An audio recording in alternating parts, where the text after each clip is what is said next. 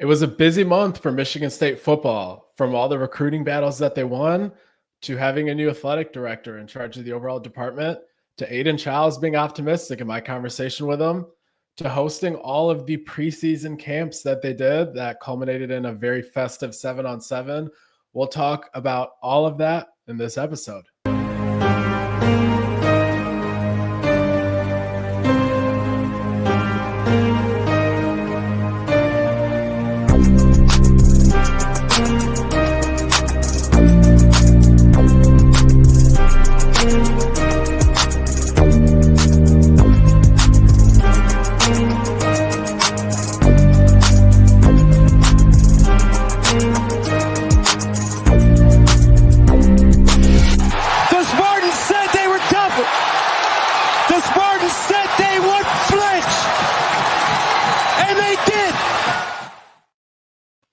Appreciate everyone joining for this episode of the Spartan Spotlight. It's been quite a few months. The last episode was the Cam Ward interview 2 months ago, I want to say. Definitely check that out if you haven't. But yeah, before that, I think it was like a January or February episode kind of recapping the winter transfer portal. So yeah, definitely been a while. So a lot to catch up on. Pretty much just focusing on everything that's happened in June. I'd say like 90% of the episode is just going to be recapping June official visits and kind of everything that went on there. Kind of just going to run through every single commit they landed, but more so than just the results on the paper. Definitely going to focus on the process and why people were very impressed with what happened, especially like if you haven't really been zoomed in on recruiting and you're kind of just seeing maybe some of the diehards react and the sentiment coming from the Shaw Lane VIP board over on Spartan Tailgate. And you're kind of seeing, kind of hoping to find out like what the macro kind of momentum and the dialogue about recruiting is, more so than just the names on the commitment sheet. So we'll kind of dive into all of that. Kind of the main takeaway for me for this month of recruiting was the high hit rate on the OVs, coupled with some of the battles that they won that they were not supposed to win. I think that's where you kind of really see the fact that the staff has that recruiting potential. We saw it at times in the past. We saw it with kind of beating Ohio State for Aiden West when they truly wanted him down the stretch there. They flipped Jace Clarizio back from Alabama at the end of last cycle. This time around, I wanted to see more of that in the trenches. For those that follow my work closely, and especially the message board posts more so than anything, you know that I don't put a ton of stock in a lot of these skill position battles that they win or lose. So sometimes when they lose them, people will say, oh, you're just making excuses for why you're downplaying the loss. But you'll also be able to, if you really focus on kind of all of my coverage, like you won't really see me jumping up and down over any skill position player that they land either. So to me, I kind of put value in the results in the positions where it's very hard to land guys from those positions in the transfer portal if you miss now. And that's the big reason kind of why I'm very excited to kind of talk about this class, why it's been exciting to cover the past month or so, why I think if you're a Michigan State fan, the upcoming years, which a lot of these guys probably won't see the field for a year or two. So I guess you won't see the immediate dividends being paid here, but at least down the road. So that's kind of the way that I've seen it. Part of what I had talked about prior to this month starting, especially since there were a lot of nerves in the fan base and kind of how the staff had been doing recruiting wise, even though nothing that happens before June really means anything, which has kind of been proven here the last several weeks. Still, there were some like rightful fears and kind of nervousness with, can the staff like consistently recruit at a high level and things of that nature. And I kind of addressed that in a long column that I posted. If you kind of remember the way that the winter portal had gone, it was almost near flawless. Like they revamped the offensive line by adding Mac Albin and Connor Moore at center and right tackle. They got probably the best portal wide receiver room in the Big Ten. You could argue that, hey, Ohio State probably didn't need to go in the portal, so that's why you got a better room than them. Maybe Oregon a little bit as well. but they got a better room than Penn State and Michigan in this portal hall. And those schools should have had the resources and kind of the acumen to go get the guys that Michigan State did. But it's really these guys that won these battles. So Omari Kelly has been dominating. Krishan McCray should be good. Obviously, you have Nick Marsh coming back. You got Evan Boyd. You got Rodney Bullard. So, like, what they did in the portal in a couple spots that needed retooling, they absolutely crushed it. But then there were other spots in terms of maybe edge rusher where there's some more question marks there. It's guys that could be good, but it's not guys that you can pound the table and say, yes, these guys will be more productive than Chris Bogle in week 1 of 2025. They upgraded from last year. Like, you can't say that for sure. Like, you can love what maybe Anelu Lafayette would become. You could love the potential maybe with a David Santiago, I guess, but it's stuff that I guess the best way that I put it at the time was that it was the right idea to not go crazy in 2025 high school recruiting and paying all these kids that aren't going to play in the first couple of years, and instead doubling down on how you can get your quickest acceleration to your win total as soon as possible, which was going after guys like the Connor Moores of the world, the Omari Kellys of the world, the Mac Albans of the world. So, like, my overall takeaway was the strategy was 1,000% correct. Of let's maybe win a battle or two in high school. Let's get some momentum creating kind of guys in West and Clarizio. Also securing Derek Simmons, the defensive tackle, who Wisconsin and some others behind the scenes were going after, but publicly never became there. But like, just winning a couple battles, but allocating almost all of your resources to the portal is the way that Michigan State has to do it for now. And then you end up winning 8-9 games from guys in the portal, maybe this year, maybe next year, who knows when. But when that day comes, then you go back and you try to double down on high school recruiting. And now you're recruiting kids that they see the 8 or 9 wins and they say, oh, I can be the guy that gets them to 10, 11, 12 wins. And that tier of kid is not committing to Michigan State now, at least not unless you're paying double or triple what they're worth. And that's just not sustainable. So it's kind of build through the portal, get to 8-9 wins as fast as you can, then attract the kind of kids that can then get you over the hump in high school. And at that point, you would not have to pay above fair market value. You can get them because you can show them progress on the field. And then that's kind of when it all comes together. And that's when the portal is just used to supplement. But you can't cut corners. There's no shortcut to that. So right now, you just have to build through the portal more than any of us would probably like. So that was my general takeaway for kind of assessing where things had been going thus far with this staff. And I said that the strategy is 1,000% correct, but it was only partially executed because I needed to see more from kind of maybe that the edge room in the portal, maybe a little more from the defensive tackle room. So I guess we'll see how it ends up playing out. But my whole stance was I don't care as much about high school recruiting until the type of kids you're able to retract are the ones that can play sooner. So that was my philosophy heading into June. Expectations were low. Also, I would say my demands were low because I'm saying like a lot of these kids aren't going to play soon anyway. So save the money for the portal, go have another portal window like you just had in the last winter, maybe add more of an edge room kind of finishing touch to it, whatever the needs are for next year. Maybe it's not edge, but just kind of have a more cohesive execution there. And then you're off to the races. That was my philosophy. That is still my philosophy. But with those expectations that I've been trying to articulate, based on those, I think they completely crushed this window of June recruiting. And we're going to kind of just go ahead and dive right into it here. Going to go ahead and bring in some screen sharing here, which we haven't really done on this podcast before. But essentially, like if we kind of just scroll all the way to the top and we kind of look at the numbers, you see they hosted 38 kids in this official visit window. A couple of them were just before June. So they're looking at 38 kids they hosted. Now, 4 of those kids had committed before taking official visits, and one of them was a PWO in Jack Lansing. So you're looking at 33 uncommitted scholarship prospects that they used official visits on. And they landed 19 commits in the month of June.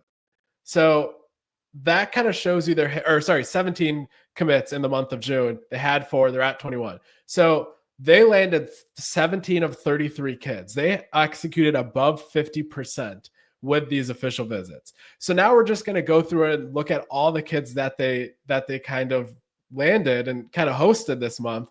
And this is how we're going to kind of just go ahead and recap the month. So the most impressive visit weekend of the month was the very first weekend. So they hosted 10 kids and they got commitments from 8 of the 9 that had committable opportunities. So Kaloy Keeley is the one that they lost. They actually lost him to Cal, but obviously has flipped to Oregon, as you see right there, since then. The other recruit that did not commit was Elijah West, who's a receiver from Florida. He did not have the opportunity to. And obviously we'll go into why. I'm sure you know that kind of the receivers that they landed there. So of the 9 that visited out of this 10 that were able to commit, they landed 8 of them. So kind of just going through the list here. And I'm going to highlight the theme of so many times that they were supposed to finish second that they didn't finish second throughout. And this is a good weekend where it kind of shows that. Colin Campbell, he is the offensive tackle. That's the composite 4-star that Michigan State beat Utah for. And Utah is a program that has been a top 7 winningest program of the last decade. And Utah has put people in the NFL. It's much closer to home. He's from Arizona. He was leaning towards Utah, even when we were hearing behind the scenes for the last several weeks of this recruitment. He obviously went ahead and he didn't commit on the visit weekend. He committed several weeks later. So kind of in that delta time between he ended this visit and until he announced, it was Utah that was the leader. And yet 2 days, one day actually, before he chose Michigan State publicly, before he announced, it was Utah that was leading. So Michigan State kind of came back from behind there and beat Utah for kind of your prototypical franchise left tackle, 6'7", 280. Again, composite 4-star, 24/7 sports 3-star. That was kind of like the first major sign that they had completely done something that they haven't really done since this staff got here. And you're also able to kind of see the foreshadowing of that with, if we go to an April OV here, Quinn Bucky. Quinn committed to Michigan State the day before Colin Campbell did. And 87 rated kid, he's 6'6", 270. He was a strong Vanderbilt lean, and Michigan State ended up being able to secure his commitment. And his dad played at Stanford. He has an older brother that played at Stanford. He has an older brother that is currently at UCLA. He was considering Vanderbilt. So you kind of get the flavor of schools you kind of see there that he was looking at. Academics were huge for him. And again, like that's why he was leaning towards Vanderbilt.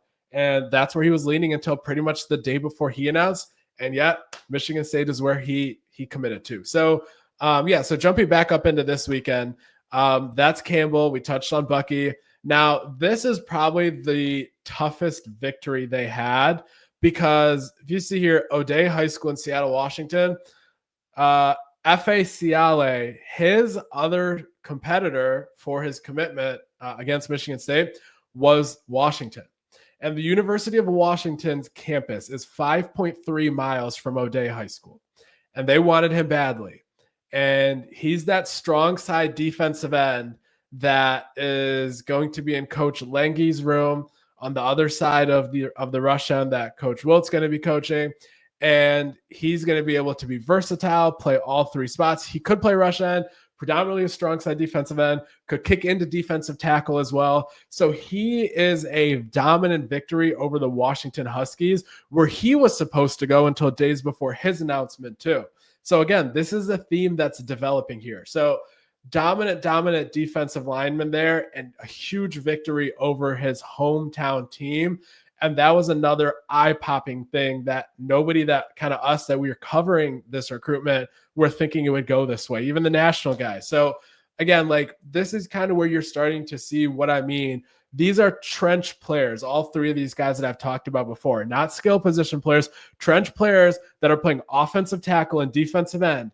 And those are the hardest positions to land in the portal. So you can say what you want of, oh, well, they only beat Utah and they only beat Vanderbilt and they only beat Washington. And you can try to downplay it how you want, or say, oh, they're 24/7 3-stars, not 24/7 4-stars. And you can say these things, but these are things that I did not expect Michigan State to be doing coming off a 5-win season and not really having much to prove on the field and show on the field to win some of these battles. And there weren't any really reasons to believe they were going to do this until they actually just pulled them off in the days prior, sometimes the hours prior. So like, this is the momentum and the excitement that you are seeing people on Twitter have, and people that are going to be maybe following it more closely. And you, maybe if one of you guys that are watching this are not following it on a daily basis and you're not understanding maybe where the momentum and the excitement was coming from, it's these sort of contextual reasons more so than just the name and the ranking and stuff like that. It's the positions,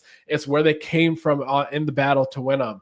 It's things of that nature. And kind of continuing along. And okay, so Eddie Whiting, he actually committed back in the fall. So in my math that I was doing so really it was 9 uncommitted kids, 8 of them that had committable offers. They landed 7 of them. So Eddie Whiting, they obviously landed him back in February. Everybody was in to see him. Florida was in to see him. Washington, Michigan, Oregon, like everybody was in to see him in high school. And yet he chose Michigan State early. And funny footnote there is, if you didn't go read the article that I wrote after interviewing his mom back in at that time when he committed, definitely go read that. That is by far my most favorite parent interview I've ever done. Very thorough, very, very comprehensive, and kind of the reasoning for why they chose Michigan State. So definitely go check that out. But yeah, so Michigan State kept him fully committed during this month. He didn't kind of waver. He didn't visit elsewhere. So that's a big victory right there, even if you want to count that as part of June. So Corey House, 6'5", 240-pound edge rusher. Michigan State got him to cancel his visits to North Carolina, Indiana, and hometown Memphis. As you see, he's from Whitehaven High School in Memphis. They were not able to get him to cancel his Iowa visit, which was the weekend after this. And instead, what they did was, after he visited Iowa, they just simply beat Iowa for him, even though they had a sooner visit. So big win there. He's one of the guys that are going to be in the actual rush end spot that Coach Wilt coaches, at least upon enrolling. So he fills that side on the opposite of F.A. Ciale. So there's kind of 2 guys that they got in in both of those 2 important defensive end spots. Braden Thomas, he was committed to Iowa State, ran a blazing fast time, had impressive testing at Under Armour, Ohio. 24/7's Alan True was there firsthand. He has talked about him as a prospect on our VIP board a lot. And so they flipped him from Iowa State. And that was just one Power 4 flip they had in the defensive back room. Braylon Hodge. Now, this was a kid that I thought had the least chances of committing while on his actual visit than kind of anybody they hosted this month. He was supposed to visit Utah, and as you see there, he's from Colorado. He was going to visit Iowa, and again, he's a traditional prototypical linebacker. And you have Utah and you have Iowa that want you, and you cancel all those visits, and also Minnesota, who kind of nothing to kind of dismiss there. They're one of those hard-nosed, blue-collar kind of defensive programs, and they put linebackers in the league. Those 3 programs are who he canceled official visits to and chose Michigan State. And at this point, Michigan State didn't have any linebackers committed, so he's not really in a pinch for the second spot or anything like that. It was the first commit at linebacker, and he went in and he locked in with Michigan State. Big fan of his tape.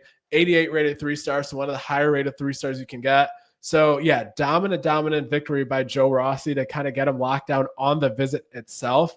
And to me, like, that was a huge initial spark, because again, that happened before the Colin Campbell commitment of him choosing Michigan State over Utah. That happened before Quinn Bucky. So that happened before F.A. Ciale. This happened on the visit weekend in early June. So that was the probably initial spark that showed me like, oh, I didn't expect them to do this. This is interesting. This seems to be like new momentum that's starting here. And keep in mind, this was a couple days after Corey Amakri chose Kansas over Michigan State. He's the Hazlitt running back. And that's one where I didn't want to say it too much, because that was a time where they didn't have a lot of momentum and they just lost an in-state kind of kid to like across the country. So I didn't want to pound the table and be like, guys, who cares? Like it literally doesn't matter. But that is genuinely how I felt about that at that time. A four-star running back who is coming off of a knee tear the year after you took two running backs, one of which you beat Alabama for and spent a lot of resources on. Three running backs, you could even argue if Bryson Williams ends up sticking at running back instead of receiver, which was, again, 2 years after you just took two kids in Brandon Tulis and Mekhi Frazier, who you like a lot, who you still like to the point that you didn't go get like a real impact portal guy this year. So like you just took potentially five running backs in the last two cycles. And here's a kid that hasn't seen the field yet since he tore his knee. And he wanted a big payout kind of early, right around this time. So if you want to go and land him in November, you want to land him in October, maybe December, after you've seen him play, after you have used your resources properly on the positions that actually matter through the high school ranks, because portal running backs are a dime a dozen. That's where I was adamant that they better not go ahead and kind of meet those demands at this point. And for them to then go follow that up with this visit weekend performance, and especially Hodge committing right after, was critical. Because if you're going to bet on yourself and say, let's dismiss the noise of people getting kind of mad and being fragile over a high school running back going across the country and not choosing you, that's what you need to do then to follow it up. Because if you're going to kind of have those resources and not kind of waste them prematurely on a May running back commit, you have to then actually allocate them properly. And landing these guys they landed in the next 3-4 weeks is kind of where that was validated and kind of showed that that is the right approach. And they didn't just have the correct decision with a mockery and then not follow it up with the ensuing domino effects, but they subsequently did what you're supposed to when you after you make that wise decision. So yeah, a little tangent there, but continuing on here, KJ Deriso, or I guess we'll touch, Elijah West again, like I said, didn't have a spot to commit on the weekend because they kind of liked where they sat with the remaining wide receivers. And then eventually he never had the chance to commit. And then, Kaloy Keeley, Cal beat Michigan State for him straight up. He's a Hawaii kid, much closer there. And then a couple days ago, he chose Oregon. So that was a legitimate loss they had. Undersized interior offensive lineman, would have definitely been just a center. And they're in the thick of it for a center. And I guess I'll just kind of mention it right now, and we can graze over it like later when we get to his weekend. But Adrian Hamilton choosing between Virginia Tech and Michigan State, deciding here in the next week or so. Michigan State likes him a lot at center. Right now it's 50-50. We'll kind of see what happens. Virginia Tech is much closer to DC, which is where he's from. So like they were not really under the gun at all to beat Cal for Keeley by kind of putting in a ton of resources when they really liked Adrian Hamilton a lot and may get him. So KJ Deriso, he had official visits to Michigan State and Kentucky scheduled on the time of this visit. He committed not days after this visit, but I want to say like a week or so after, and he canceled that visit to Kentucky to choose Michigan State. Lengthy, athletic, great movement skills, needs to add some mass. That's kind of the one sentence summary on there. Really like this corner pickup, and we'll talk about another corner here as we move up the weekends too. And then Jeremiah Favorite, he took the third and final cornerback spot. TJ Umenyiora is going to be the next guy we talk about after Deriso up top. And Favorite was the third to commit in the chronological order of events. And it was between him and Jackson Gates, who decommitted from Syracuse, who also we'll talk about up top. The first come, first serve was able to get the third and final corner spot. And it was Jeremiah Favorite, who is from Bowling Springs, South Carolina. And it was between Michigan State and Wake Forest for him. And he chose Michigan State there. Moving up to the next weekend, and there's the aforementioned Adrian Hamilton, St. John's College in Washington, D.C. So, announcing in a couple of days, Virginia Tech is the other threat. Jackson Gates, again, he's the one that kind of got left out of the shuffle there when Jeremiah Favorite committed. And the only other two guys that hosted that weekend, this was the batch that ensued right after the weekend. So this was a Monday to Wednesday batch. And the other two were Carter Gooden and Tyson Harley. Tyson Harley, based on everything I've heard, is trending towards Penn State. He also would have been in that rush end spot. Michigan State did continue to recruit him, even though they landed Corey House, and the original plan was to just take one rush end. But they wanted to get a little greedy and maybe take the second guy if there was a right fit. but it doesn't seem like they're going to go ahead and get somebody in that spot right now. So they're probably just going to call it wraps at 1, which was the original plan in May to begin with. But yeah, so Harley seems like he's training towards Penn State. But yeah, Michigan State stayed in there for a while. And then Carter Gooden, he's the kid that, as you see right there, 69th in the country, would be Michigan State's highest ranked player since Devontae Dobbs, I believe, and 93 rated, like firm, heavy 4-star. Strong side defensive end. So he would be in that Coach Lange group, not the Chad Wilt room. And his recruitment right now is pretty interesting. He has some people pushing him towards Boston College in that local area, the high school coach and things of that nature. He's originally from Montreal, so he's not really tied to the Boston area, the Massachusetts area. So I don't know how effective that'll be. Then there's Penn State, who obviously has by far the best defensive line, developmental NFL sort of lineage to point to. And they're most likely going to have him play full-time defensive tackle. Whereas at Michigan State, he might play defensive tackle. It depends what he's going to grow into, though. Like, they want him to be a strong side defensive end. So we'll see if that helps Michigan State's pitch at all. There's been some conflicting reporting here of like who the last batch of teams are here. He took 8 official visits, so like that alone made it murky. But based on everything I've heard, nobody knows where he's going to go. But it's more so a Michigan State, Boston College, Penn State trio, whereas there's been some conflicting reporting that others like UCLA and other schools are in it.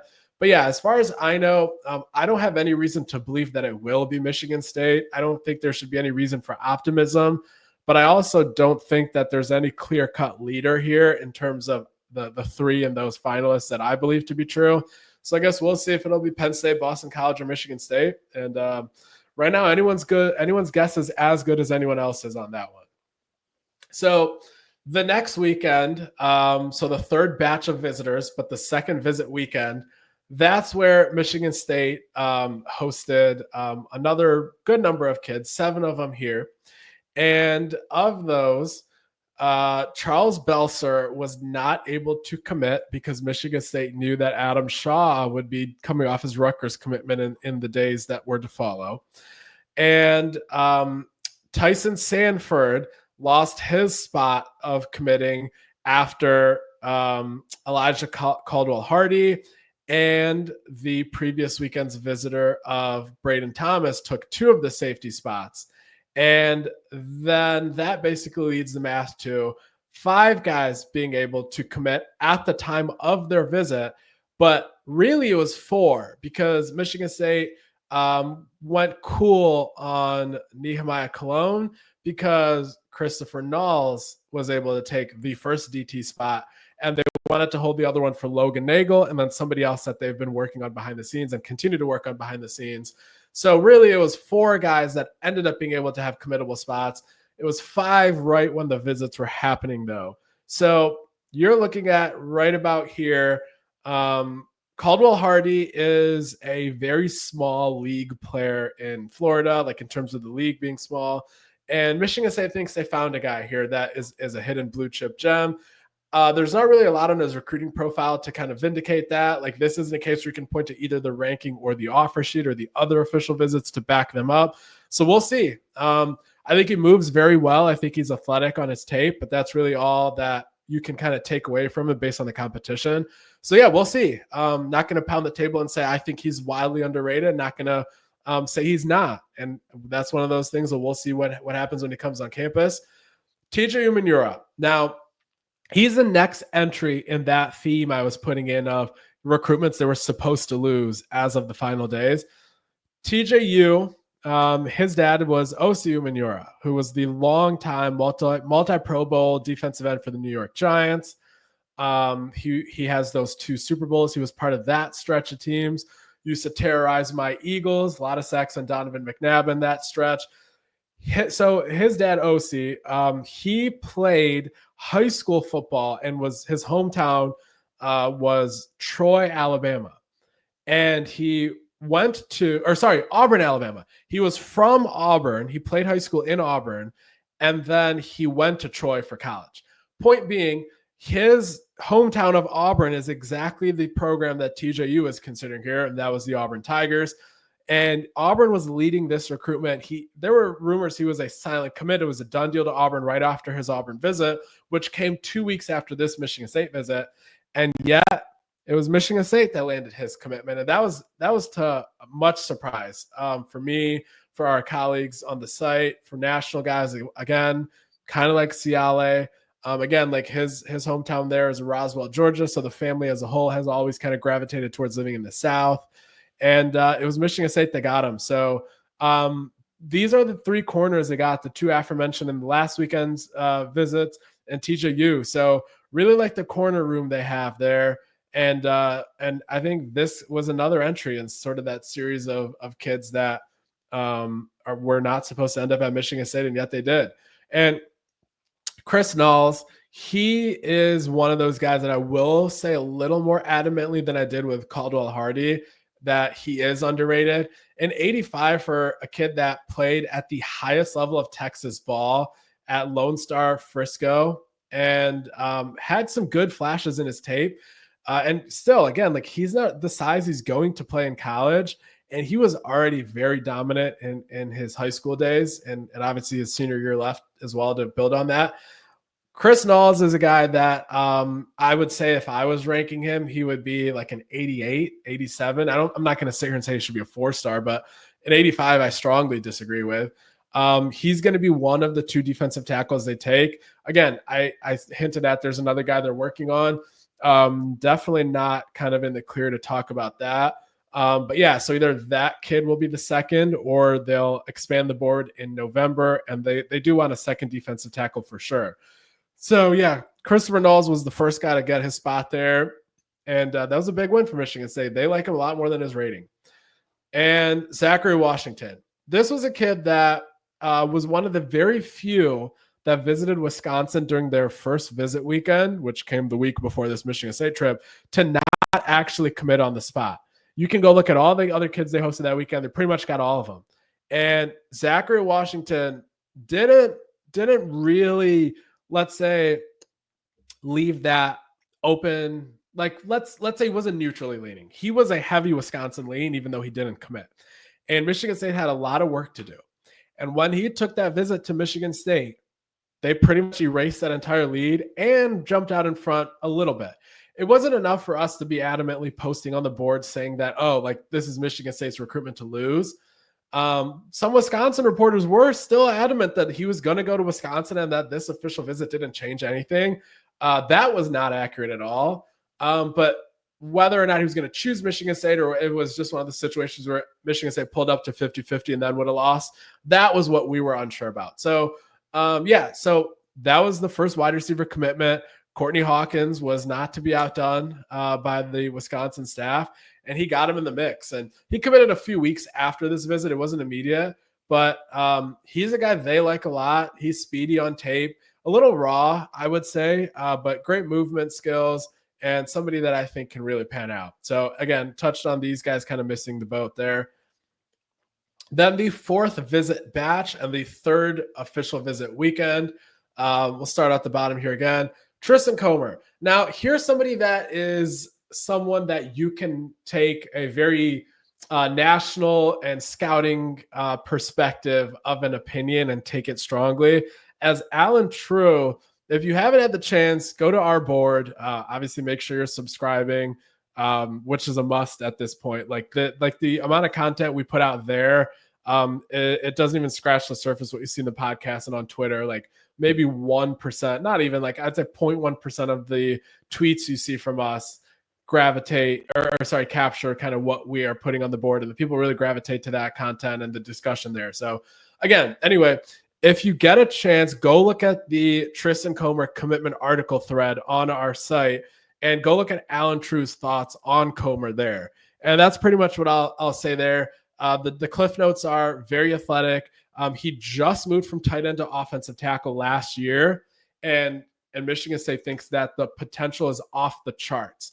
And this is the kind of developmental tackle you want to take that flyer on, because offensive tackle is a room that's hard for everyone to evaluate. You could be a high 4-star and never pan out, or you could be a kid that just started playing offensive tackle and you can be off to the moon the second you get the weight on and you keep the athleticism. So this is the exact kind of developmental traits kind of guy you want. Again, 6'6", true offensive tackle. Rayshawn Elmore was a guy that was one of the receivers that they hosted that they didn't want to have committing on his visit, but someone they did like. I'm shocked. I'm absolutely shocked that he had to go to Eastern Carolina, and I have no idea why he did not have more offers than he did. I've spoken to people off the record that also kind of don't have any like allegiances to the kid. They don't have any reason to hype him up. Like, just watched his tape. They watched him work out and they were shocked. Like, I'm talking about people that know player evaluation at the highest levels that said they had to go watch his tape like 2 or 3 times. And they were like, I mean, even if he's not going to go to like a high power 4, right? Like, how does he not have like Wake Forest and NC State and Georgia Tech after him? But anyway, point being, this was a kid that I thought was underrated. And I still believe that to this day, even though Michigan State didn't end up needing to take him. But yeah, so I think this was a great evaluation by Courtney Hawkins to have him up here and to have him in the back pocket in case they didn't land Samson Gash and didn't land Tyron Wortham, which they ended up doing. But I think this was a great, great 4th option. And I just wanted to kind of highlight that, even though it didn't end up needing to come into play. Eli Bickle, he committed to Michigan State very early. I believe he was the first commitment for Joey Caudill was. But Eli Bickle was one of the early commits. Right now, I guess we don't know who's going to pan out of these two kind of developmental guys, and Comer and Bickle. I would say my money's on Comer just because like he has played less and he has more like raw athleticism to him. But there's nobody that'll put a ton of money on either person here and say, oh, I know for sure which developmental guy's going to hit. But I know one thing's for sure. If you even go 1 for 2 on both of these guys before you even get to the other more polished guys, what an offensive line class this will be. Adam Shaw, this is the kid that committed to Rutgers on the first weekend because Rutgers they're strong arming kids in ways that are just, I don't know how anybody would resist at 17 or 18, even their parents. And so he committed to Rutgers, but he's a Michigan State double legacy. So he wanted to still take that visit, and Rutgers kind of made sure that there was no chance he would, like all sorts of demands and threats and stuff from that staff. So yeah, he still decided to take this visit because he did not want to be going to college and enrolling without doing due diligence and at least taking an OV to both of his parents' legacy school. So Michigan State knew that he was going to do that. That's why the aforementioned Charles Belster in a previous weekend wasn't allowed to commit. He visited, he committed. Great job at Michigan State not backing off there. And that's 2 88 rated linebacker commits in this class with him and Braylon Hodge. And I think a little more of a project here with Shaw. He plays like a lot of quarterback. I think he's a full-time starting quarterback there. So like linebacker isn't his only focus. So a lot of athleticism there is what I would highlight. But I think Braylon Hodge right now is more polished, but 2 very great complementary linebackers you definitely want as part of the class. Joey Caudill, he was the first commit for Michigan State. Again, this exactly kind of what I said about Shaw playing quarterback, but he only plays quarterback. Obviously, you can't play quarterback and tight end. You can only play one position at a time. They're both on offense. This is what Tyler Warren, the Penn State tight end who just went top 15 in the NFL draft, this is how Penn State got Tyler Warren, because he, more East Coast, I think Virginia, this Caudill from Ohio, he was a full-time quarterback, and Penn State got in there, offered him when he was just a 3-star, and they're like, we think you can play tight end. And it took him a while. Like Tyler Warren wasn't really doing anything until his redshirt sophomore year at Penn State. And Caudill might not, right, like in the early years kind of do a lot. But if he's on like a Michael Masunas kind of trajectory and it's like in his 3rd year on campus where he starts to see the field and then takes off, who cares? Like it's tight end. Like Eddie Whiting is like a stud there in my opinion. They have some young guys I really like. You can get a guy in the portal to bridge the time. But this is the exact kind of developmental evaluation that you really love to see from a program like this when they're recruiting high school kids that are not going to walk in and start as freshmen, and you have time, and the kids are going to be taking a couple years anyway. These are the kind of kids you want to target. And great job by Brian Wozniak there. Him and Whiting are a great duo there. Jordan Van, Michigan State landed him from Middletown, Ohio. He was committed to Virginia. So he's the second kind of in that line of power forward defensive back commits. Obviously, the other one was Iowa State commit Braden Thomas, who we talked about. Nobody knew he was visiting, or publicly nobody knew. We knew at the site, obviously, that he was visiting. They kept it very quiet. And the first time you kind of heard about him even being a target was when he posted his commitment. So that's a very rare execution there and that on that front. And they got it done. And so he's the third safety out of the three. Again, another reason why Tyson Sanford wasn't really able to commit. Samson Gash. Samson Gash was the recruitment that all the way down to the wire, everyone was following closely. There was twists and turns. The whole month of June, we were pretty much thinking, oh, it's going to be Michigan State unless Alabama offers. And that's pretty much how it went down the whole time until there was like 2 days before his original announcement plans. He gave me quotes after his Michigan State visit saying, I'll be deciding in a day or two. You can find that article on my Twitter. And in those next day or two, it was West Virginia that was kind of out of nowhere being thrown around as they were going to like allocate a ton of resources to him and all this stuff.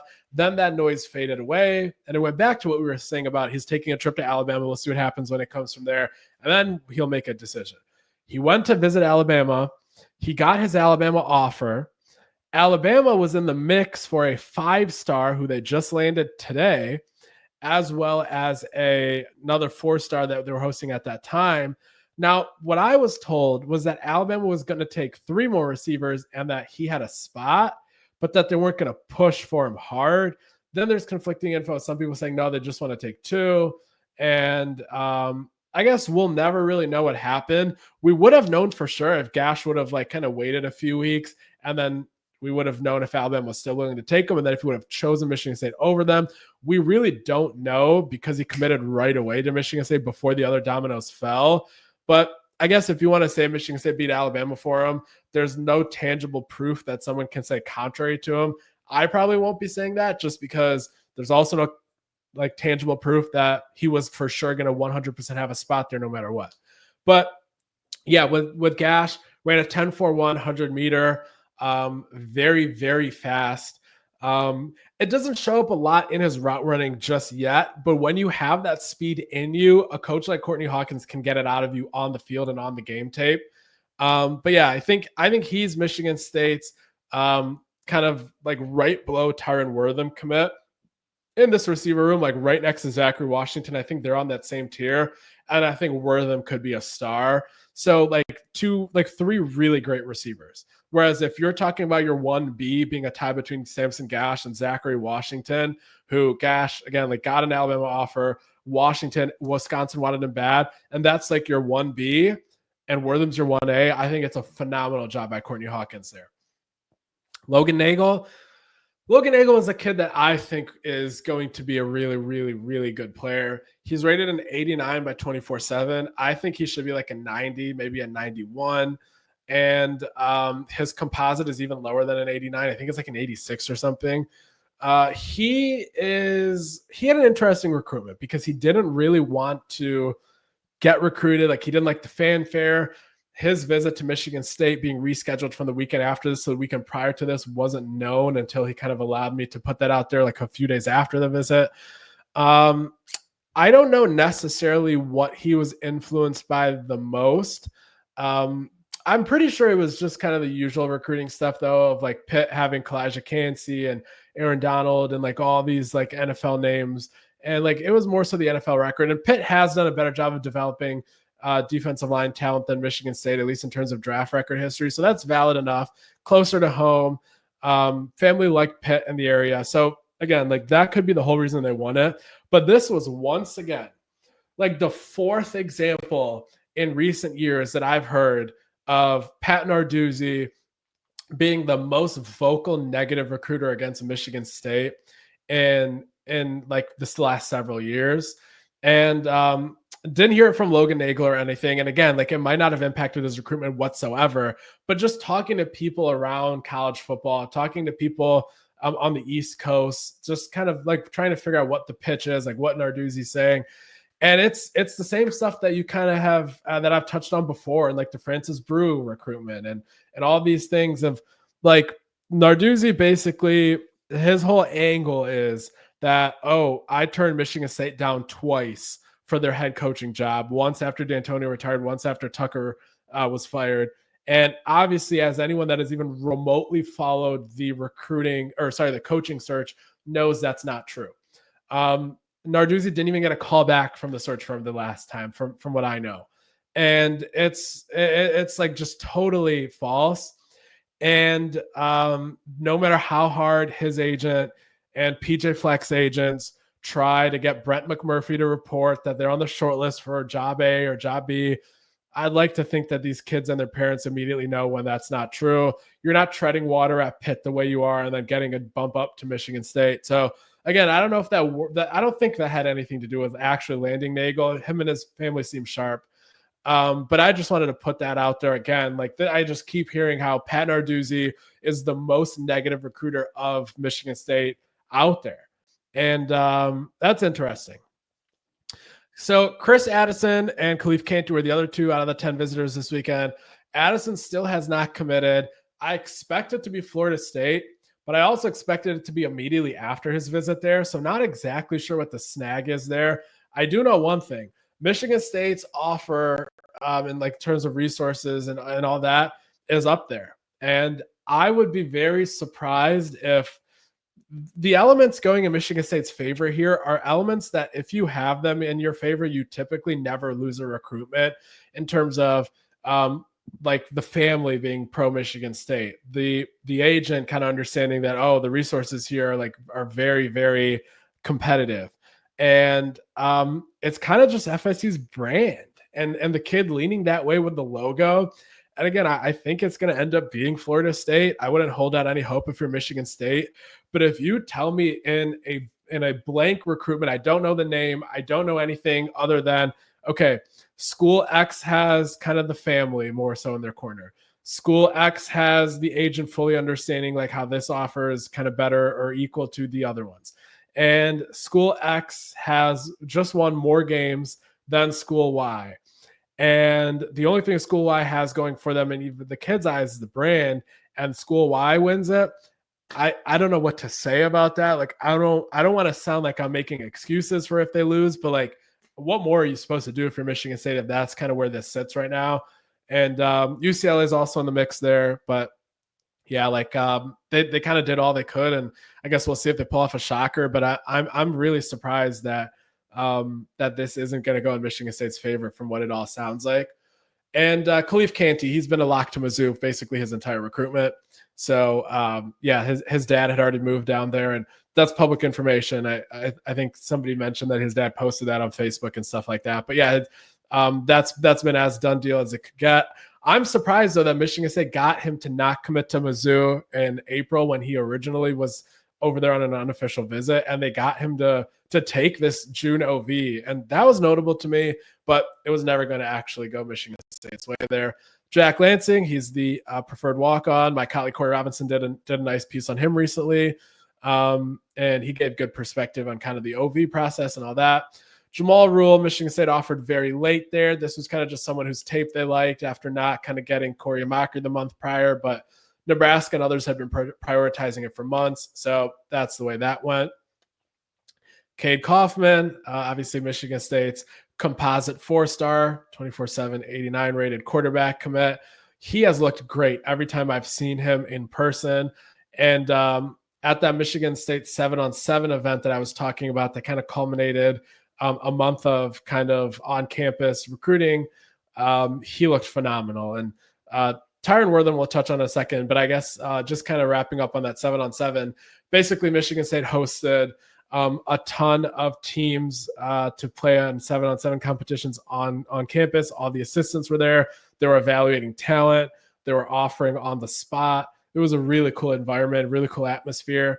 Michigan State, I would say I've never seen ever in my life covering this kind of camp circuit, 7-on-7 circuit. I've never seen that much talent in one spot. There was an East St. Louis, Illinois team there that has like 5 or 6 kids that should be playing high power 4. So it was a great event. Just a great job by Michigan State getting that kind of scheduled. And next year should also be fun if they're coming off of more momentum and they have, like, let's say 8 wins or something. And I think even better teams are there. I think this could be an amazing recruiting tool for Michigan State. And not a lot of teams are doing it. I don't know why. But yeah, Tyron Wortham. Tyron Wortham took official visits to Georgia and Kansas State this month. And he was committed to Central Florida, UCF. Watch his tape.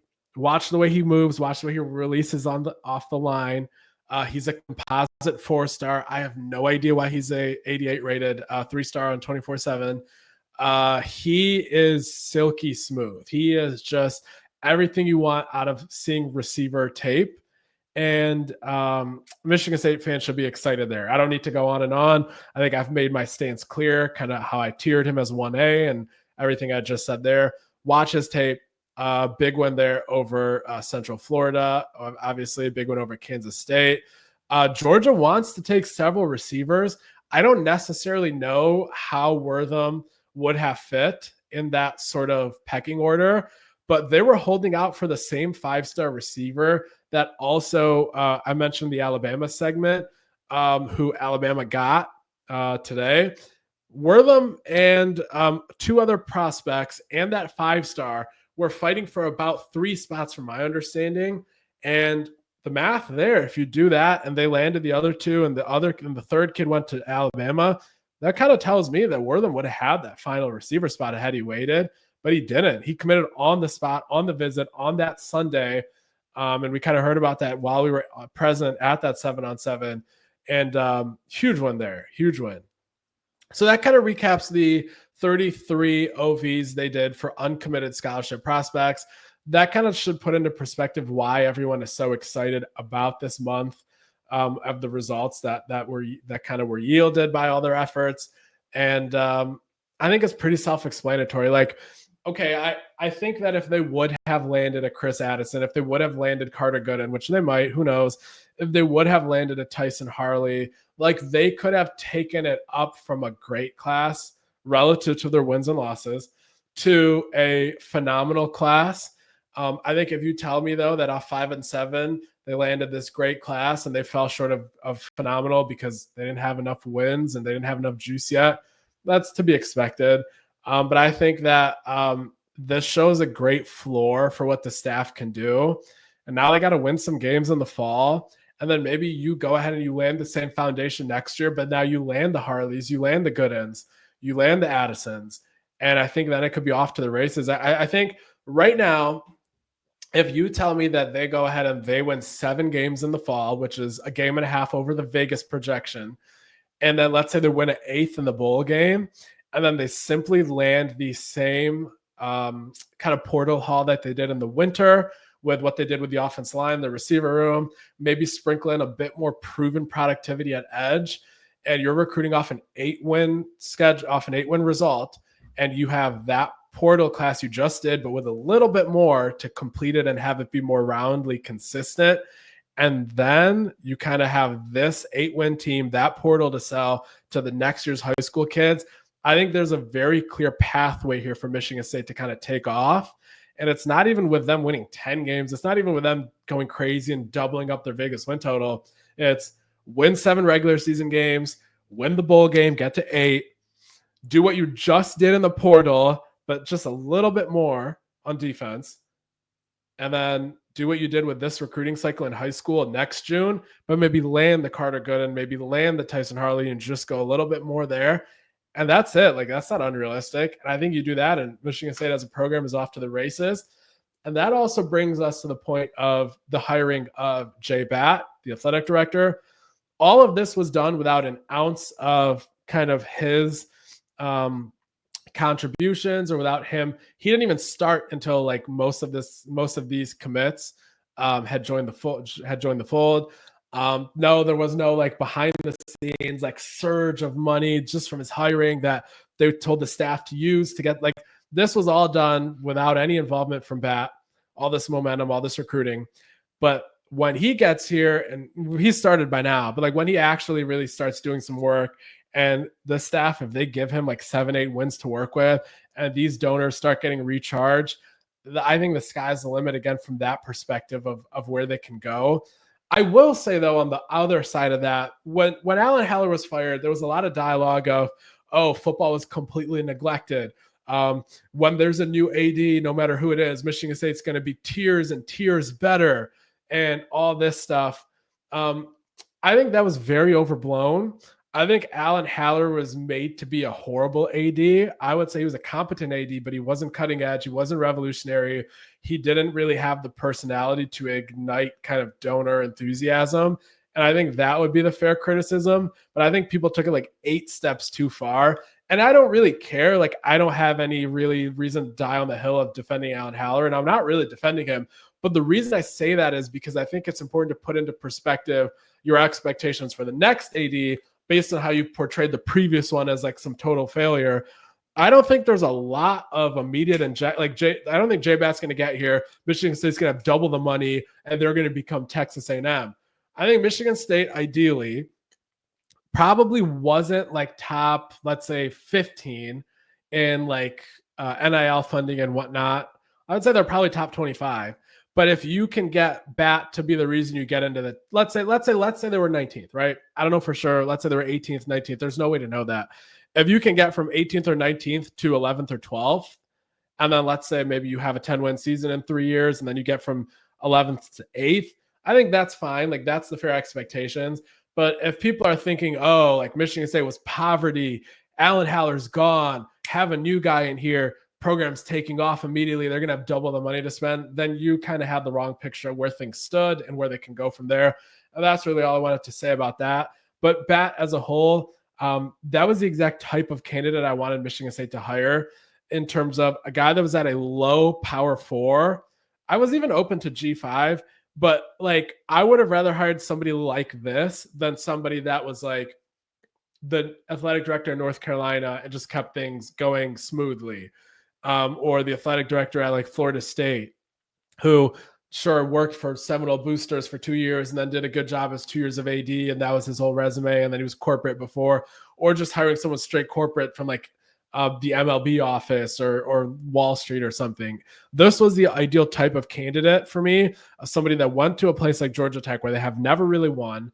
He made the right move of promoting from within, making the interim head coach the permanent head coach in Brent Key. And then Brent Key obviously is a good coach and he deserves the credit. But once Brent Key had those wins on the board, Batt unlocked all sorts of revenue funding that led them to have 13 commits that were ranked 89 or rated 89 or higher on the 24/7 sports rankings last recruiting cycle. For reference, Michigan State has never once landed 13 89 rated prospects or higher. The closest they came were 2 times, once under Mel, once under D'Antonio, of 11 89 rated prospects. So that's what Batt did in collaboration with Brent Key. And we'll see kind of how far Michigan State can take it here. Again, like I don't think they were poverty to begin with, which Georgia Tech was. So you saw a bigger delta there. But I'm excited to kind of cover this program, this athletic department moving forward under Batt. I think the sky is the limit, but we'll have to also see if there's some wins on the football field to give Batt to work with and to give the staff themselves juice for the next portal window and the next high school recruiting window. That pretty much wraps up everything I wanted to talk about for the most part. I did talk about my conversation with Aidan Chiles a bit. I went to a private throwing session that he was doing with Donovan Dooley, who's a Detroit-based quarterbacks coach. Bryce Underwood was also there. I didn't see Chiles and Bryce really interact really at all. So no real worries of school fans of either school worried about, how lame is it that these guys are buddy, but there's not really any sort of dynamic like that. But yeah, like everything was friendly, no tension or anything. But it was more so just both of these guys that have the same quarterbacks coach wanting to help him out and kind of have that camp the next day. So they had a throwing session the night before. Nick Marsh was there, a lot of underrated high school talent. or I should say underclassmen, high school talent was also there playing receiver for these guys. So cool event. But I talked to Chiles at the end of that, and basically he was very optimistic, but also like very steady and calm and measured in what he was saying. He thinks that this is the best receiver room he's ever had. And then he also thinks this is the closest team he's ever had. And hey, to his credit, which you never kind of see from like really anybody these days in this media trained world, last year when the losses were kind of piling up towards the end of the year, he on record at an interview or post game availability said that one of the things plaguing the team was that they need to figure out in the offseason who wants to be here and who's playing for themselves, or who's playing for themselves, or who wants to be here and wants to play for the team.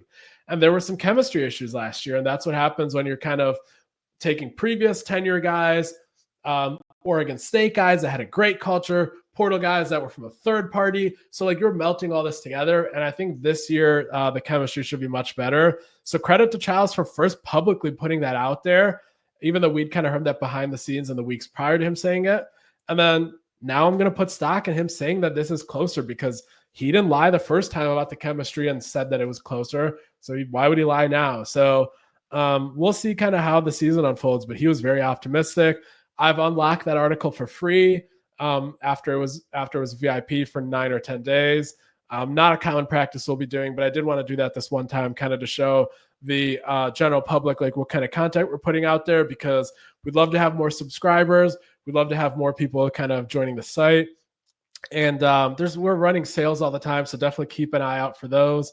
Not one right now, but there always is one soon. But one thing I also will add, if you sign up full price, so not when there's a sale going on, and you obviously you sign up for VIP for our site, you also get Paramount Plus included for it. And the cost of our site when full price is the exact same price as a Paramount Plus subscription. So if you want to watch all the series on there, The Agency, Landman, which I loved with Billy Bob Thornton and the West Texas oil money and all that, Mobland, I could go on and on. If you have just been wanting to get a Paramount subscription for a while, just get a full-priced Spartan Tailgate subscription outside of a sale, and you'll have both for the cost of one. So definitely keep an eye out for that. Also, let your friends and family know about that, because that's not something that the company really advertises, just because obviously they don't want to undermine the Paramount and kind of it sounds like a loophole. But definitely tell people about that perk and get more people in the community. The more people that are on there and talking about football, the more kind of has all of us excited. I know this is the most excited I've been to cover a football season in the fall since probably the year right after 11-2 in 2011 and 2021. So I would say the 2022 season. So yeah, I mean, let's talk ball. Let's get going here in late August, and might be some downtime. If you subscribe right after this podcast, you might be like, there's not a lot going on here in July, and that's true. There's some down months. July is one of them. March is one of them. Sometimes pre-OVs and early May is one of them. So it's not the same content flow all the time, but it's worth it when the busy months come. So definitely subscribe. I'm not necessarily sure when the next time I'll do a podcast is. Maybe I'll do a season preview one. Maybe it'll just be after maybe the first big win that they have. Not really going to make any promises. Like I've kind of told you in the past, like there's no sponsors on the show, so there's not really anybody forcing me to do it consistently, but there's also not as much of an incentive to do it as a result. So if you guys kind of have somebody that maybe wants to sponsor, have them reach out to me, kind of whatever way is most convenient for them. But other than that, I think I'll just kind of keep doing this when I have time. As many of you know, kind of currently doing my MBA, also still the day job in engineering. Obviously, also the writing comes first before the podcasting. So that's kind of what I'm juggling. So that kind of explains the lack of consistency with this. Also, probably going to get my real estate license because hate free time. So once the MBA is done in the winter, I might kind of do a little bit of that on the side. But don't worry, you're not going to be tweeting about it. Not going to be spamming your feed with that. I don't think it'll be something I market. It would just be something that people reach out to me. So you want to sell your house, wait a few months. But other than that, appreciate everybody kind of listening.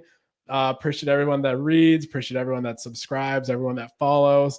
that kind of wraps up everything that happened in the month of June. And I appreciate everyone joining. And I guess we'll see when we do another one of these. Appreciate it.